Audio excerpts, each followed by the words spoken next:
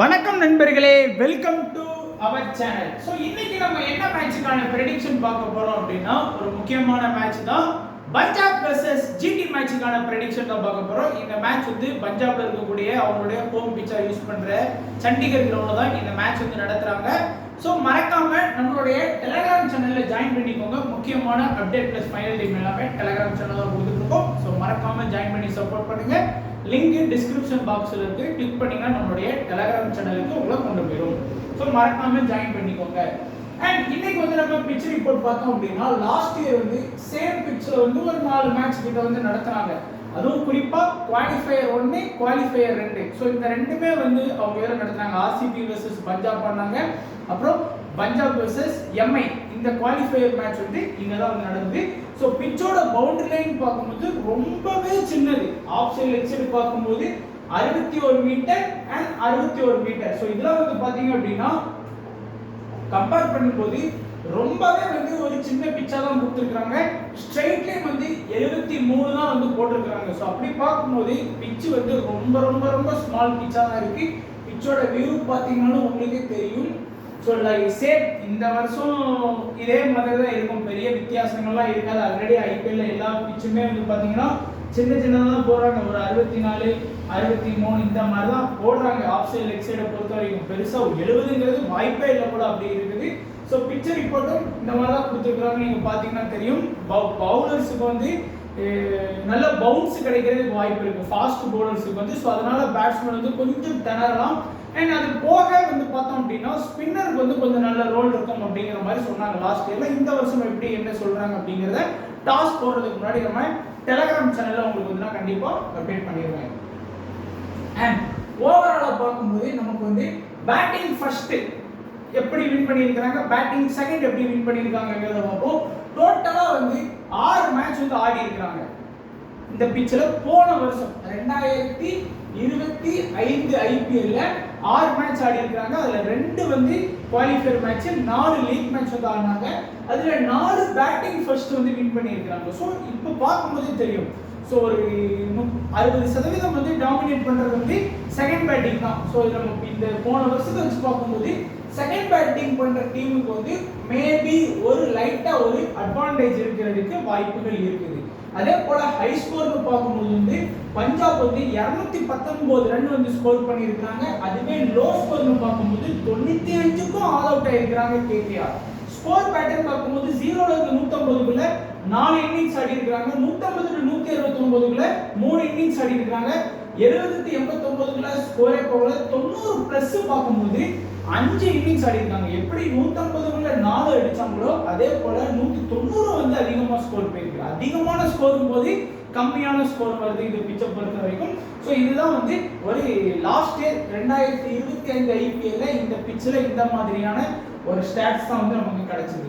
அதே போல ரீசெண்டா நடந்த மேட்ச், லாஸ்டா நடந்த 4 மேட்சோட ரிசல்ட் எடுத்து பார்க்கலாம். நம்ம 6 மேட்ச் ரிசல்ட்டே கொடுத்துட்டேன். போன வருஷம் விளையாண்ட 6 மேட்ச் ரிசல்ட்டுமே இதுல இருக்கு. நீங்க பாருங்க. இதுல பொறுத்த வரைக்கும் ஒரு ஆர்ஆர் வந்து ஃபர்ஸ்ட் பேட்டிங் பண்ணியிருக்காங்க. பஞ்சாபால அதை சேஸ் பண்ண முடியல. ஒரு 50 ரன் வித்தியாசத்துல வின் பண்ணியிருக்காங்க. ஃபாஸ்ட்டுக்கும் ஸ்பின்னருக்கும் உள்ள வித்தியாசங்கள் பார்த்தீங்க அப்படின்னா ஒரு 5 விக்கெட் வந்து வித்தியாசம் இருக்கு. இதுல பஞ்சாப் 219 ரன் அடிச்சாங்க. ஆனா சிஎஸ்கே போராடி அந்த மேட்ச் தோத்தாங்க. அண்ட் ஃபாஸ்ட்டுக்கும் ஸ்பின்னருக்கும் உள்ள வித்தியாசம் 2. அண்ட் பஞ்சாப் வந்து பேட்டிங் ஃபர்ஸ்ட் பண்ண டீம் வந்து வின் பண்ணியிருக்காங்க. அண்ட் இந்த மேட்ச் பஞ்சாப் 111 ரன் அடிச்சுட்டு வந்து கேகேஆர் வந்து போட்டாங்க. இதெல்லாம் ஒரு வேற லெவல் மேட்ச். அண்ட் ஃபாஸ்ட்டுக்கும் ஸ்பின்னருக்குள்ள வித்தியாசம் 1. அண்ட் இந்த மேட்சை பொறுத்த வரைக்கும் பஞ்சாப் 157 அடிச்சாங்க. ஆர்சிபி வந்து பேட்டிங் செகண்ட் பண்ணி வின் பண்ணிட்டாங்க. ஸோ லாஸ்டா நடந்த மேட்ச் எல்லாமே வந்து பேட்டிங் செகண்ட் தான் வின் பண்ணிட்டே வர்றாங்க. ஸோ இங்கே தான் வந்து பார்த்தீங்கன்னா பேட்டிங் ஃபர்ஸ்ட் பண்ண டீம் வின் பண்ண மாதிரி இருக்கு. இங்கே பேட்டிங் செகண்ட் பண்ண டீம் தான் மோஸ்டா டாமினேட் பண்றாங்க. இங்க ஸ்பின்னர் வந்து 4 விக்கெட் கூட. இங்க வந்து ஃபாஸ்ட்டுக்கும் ஸ்பின்னுக்கும் 4 விக்கெட், இங்க ஃபாஸ்ட்டுக்கும் ஸ்பின்னருக்கும் 8 விக்கெட். ஸோ நம்ம ஏன் இந்த கம்பேர்லாம் பண்ணி பார்க்கணும், பொதுவாக இந்த பிச்சில் வந்து ஃபாஸ்ட்டுக்கும் ஸ்பின்னருக்கும் நம்ம வந்து ஒரு மும்பை பிச்சோ ஆர்சிபி பிச்சோ மாதிரியோ இல்லை. இந்த பிச்சில் ஸ்பின்னரும் வந்து கொஞ்சம் விக்கெட் எடுக்கிறாங்கிறது நமக்கு தெரிஞ்சிருக்கும். அண்ட் வந்து லோ ஸ்கோர் தான் கொஞ்சம் ஒரு சில மேட்ச் வந்து லோ ஸ்கோர் வருது, ஒரு சில மேட்ச் வந்து ஹை ஸ்கோர் வருது. பிச்சை வந்து புரிஞ்சிக்கவே முடியலைங்கிற மாதிரி தான் இருக்குது. அண்ட் ஹெட் டு ஹெட் ரிசல்ட்டை பொறுத்த வரைக்கும் இது வரைக்கும் நடந்த மேட்ச் பஞ்சாப் வெர்சஸ் ஜிடியை பொறுத்த வரைக்கும் ஜிடிக்கும் பஞ்சாபுக்கும் மொத்தம் 6 மேட்ச் ஆடி இருக்காங்க.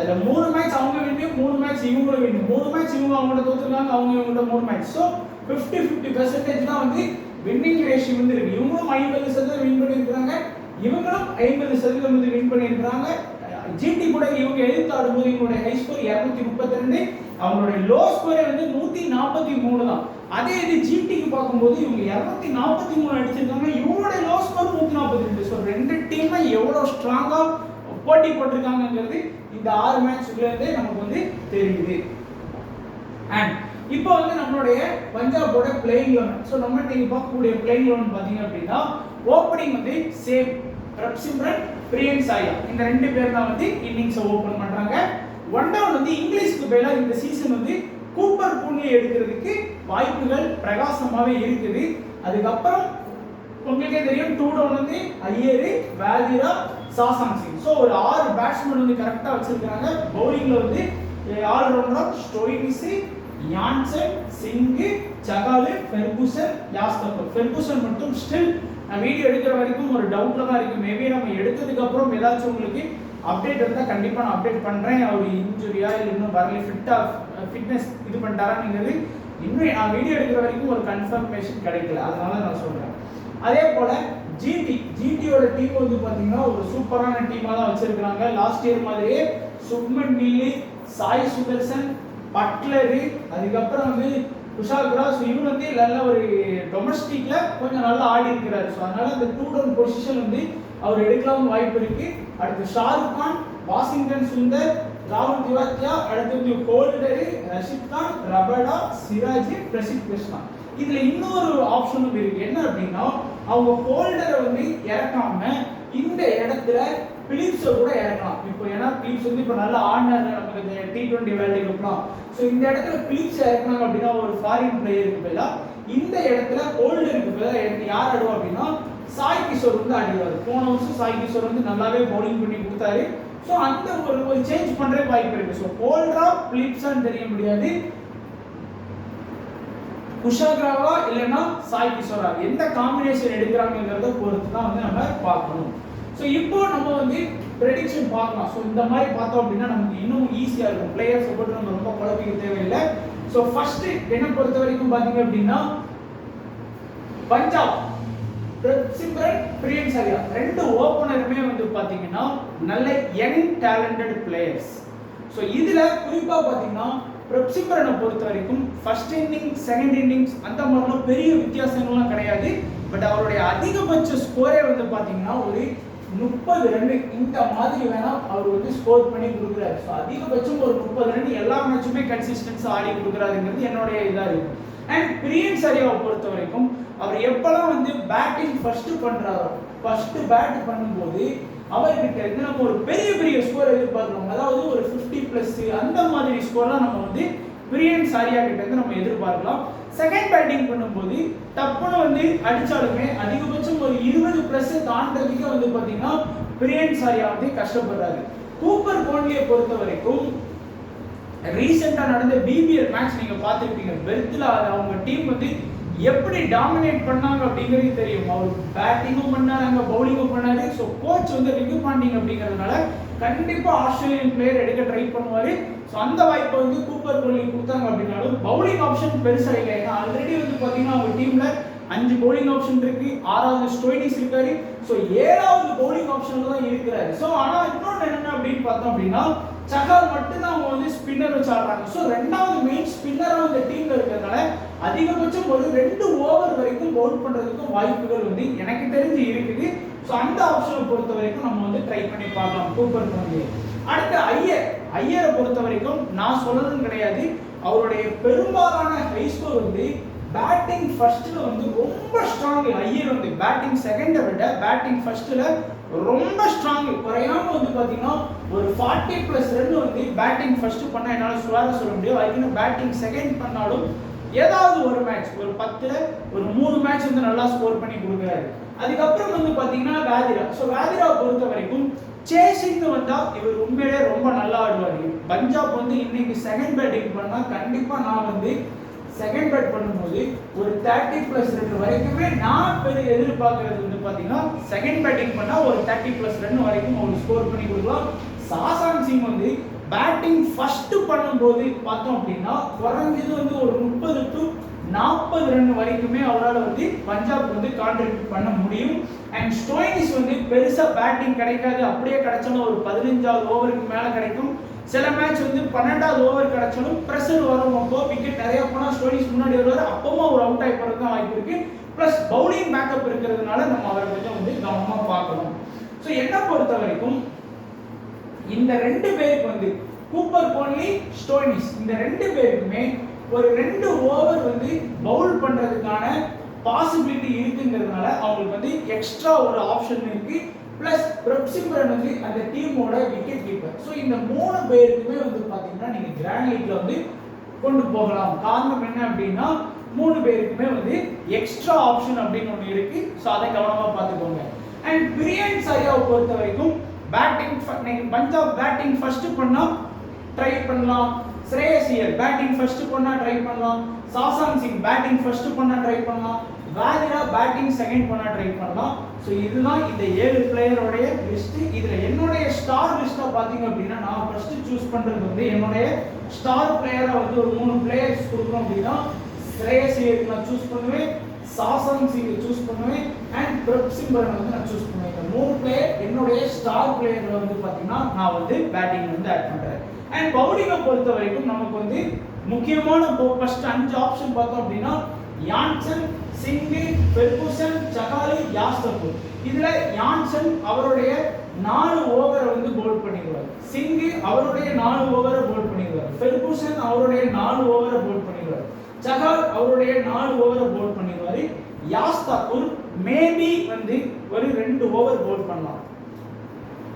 ஒருவேளை இன்னைக்கு வந்து யான்சன், சிங், ஃபெர்குசன், சகால் இந்த 4 பேர்கிட்ட இருந்து கரெக்டா 16 ஓவருக்கு பதிலா ஒரு 14 ஓவர் பவுல் பண்றதுக்கு வாய்ப்பு இருக்கு. ஏதாச்சும் ஒரு 2 ஓவர் யாருக்காச்சும் கட் ஆகும். அந்த 2 ஓவர் பிளஸ் இந்த யாஸ்தபூர் கிட்ட இருக்கக்கூடிய 2 ஓவர் சேர்ந்து 4 ஓவரை வந்து பாத்தீங்கன்னா ஸ்டோயினிஸும் கூப்பர் கோன்லியும் வந்து பவுல் பண்றதுக்கான வாய்ப்புகள் வந்து இருக்கும். இதுதான் எங்களுடைய பஞ்சாபோட பவுலிங் ஆப்ஷன். இதுல வந்து குறிப்பா நான் பார்க்கறது வந்து யான்சன் ஃபர்ஸ்ட் பவுல் பண்ணாருன்னு வச்சுக்கோங்களேன். லாஸ்ட் சீசன்ல 4 மேட்ச் 5 மேட்ச் பவுல் பண்ணாரு. 4க்கு 4 மேட்சுமே மினிமம் ஒரு விக்கெட் ஃபர்ஸ்ட் பவுல் பண்ணா எடுத்துருவாரு. அதுவே ரெண்டாவது பவுல் பண்றாருன்னு வச்சுக்கோங்க, ரெண்டாவது பவுல் பண்ணா 2 விக்கெட், இந்த 3 விக்கெட், இந்த மாதிரி அதிகமான விக்கெட்ஸ் வரும். ஆனா எல்லா மேட்சுமே அது வராது. ஒரு 5 மேட்ச் வந்து செகண்ட் பவுல் பண்ற மாதிரி இருக்குன்னா 3 மேட்ச் விக்கெட் எடுப்பாரு, 2 மேட்ச் வந்து விக்கெட் மிஸ் ஆகும். ஆனா ஃபர்ஸ்ட் பவுல் பண்ணாருன்னா விளாண்ட எல்லா மேட்சும் மினிமம் ஒரு விக்கெட்டாச்சும் எடுத்து கொடுத்துருக்கிறாரு. அதுதான் யான்சன். சிங்கும் பாத்தீங்க அப்படின்னா அந்த new ball initial bowl first இன்னைக்கு பஞ்சாப் டாஸ் வின் பண்ணி பவுல் ஃபர்ஸ்ட் பண்றாங்க அப்படின்னா கண்டிப்பா வந்து ஃபர்ஸ்ட் பவுல் பண்றாரு அப்படின்னா என்னால ஸ்வேரா சொல்ல முடியும் 2 விக்கெட்ஸ் வரைக்கும் நம்ம எதிர்பார்க்கலாம். அதுவே செகண்ட் பவுல் பண்ணா மினிமம் ஒரு விக்கெட் வரைக்கும் நீங்க எதிர்பார்க்கலாம். ஃபெர்குசன் டெப்த்ல நல்லா அட்டாக் பண்ணுவாரு. சோ மினிமம் 1 ல இருந்து 2 விக்கெட்ஸ் எதிர்பார்க்கலாம். சகால் வந்து செகண்ட் பவுலிங்ல வந்து நல்லாவே பவுல் பண்றாரு. காரணம் என்ன அப்படின்னா பஞ்சாப் இன்னைக்கு ஒரு 200 ரன் டார்கெட் வச்சுட்டாங்க அப்படிங்கும்போது அந்த மிடில் ஓவர்ஸ்ல வந்து பிளேயர்ஸ் வந்து பவர் பிளே முடிஞ்ச உடனே சரி இன்னும் அடிச்சலாம்னு ஒரு சகால் ஓவர் நினைப்பாங்க. சோ அப்ப விக்கெட் விடுறாங்க. சோ சகால் வந்து செகண்ட் பவுலிங் வரும்போதுலாம் 2 விக்கெட், இந்த 3 விக்கெட் இந்த மாதிரிலாம் வந்து எடுத்து கொடுக்குற வாய்ப்பு இருக்கு. ஃபர்ஸ்ட் பவுல் பண்ண வர்றாருன்னா 1 விக்கெட் வரைக்கும் தான் கிடைக்கிற வாய்ப்பு இருக்கு.